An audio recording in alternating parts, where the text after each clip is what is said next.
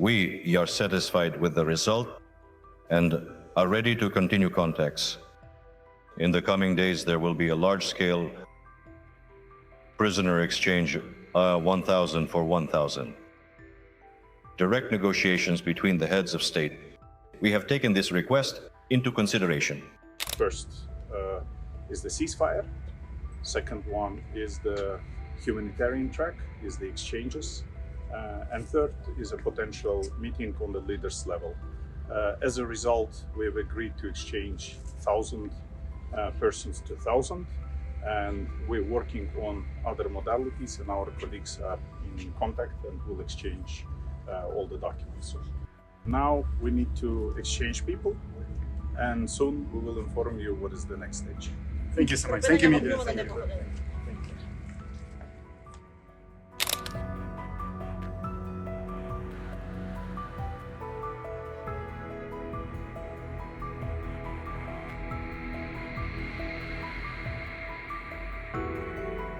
We are satisfied with the result and are ready to continue contacts. What was agreed upon?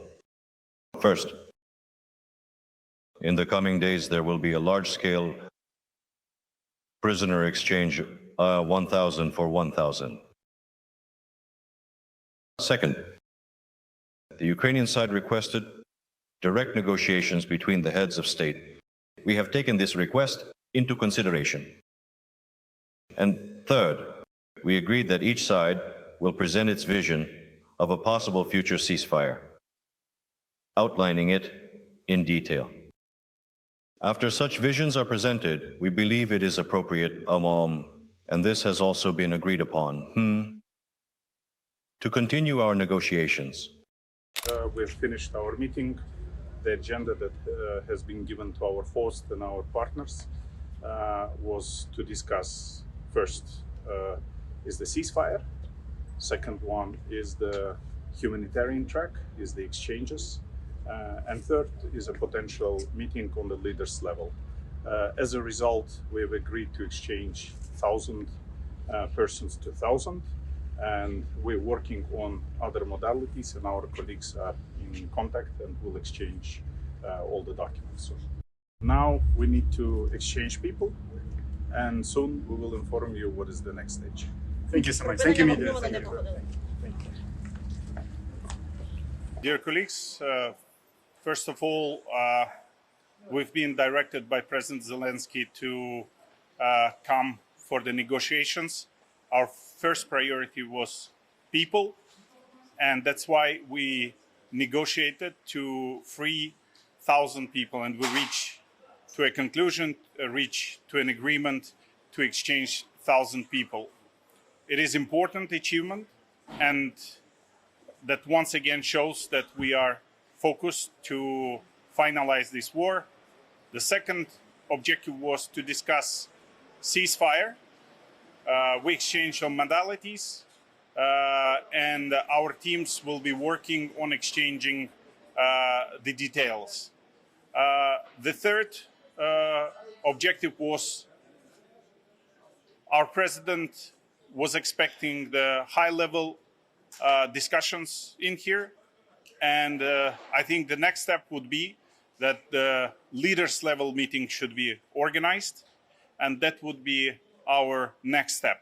So at this stage, we once again would like to reiterate Ukraine wants peace.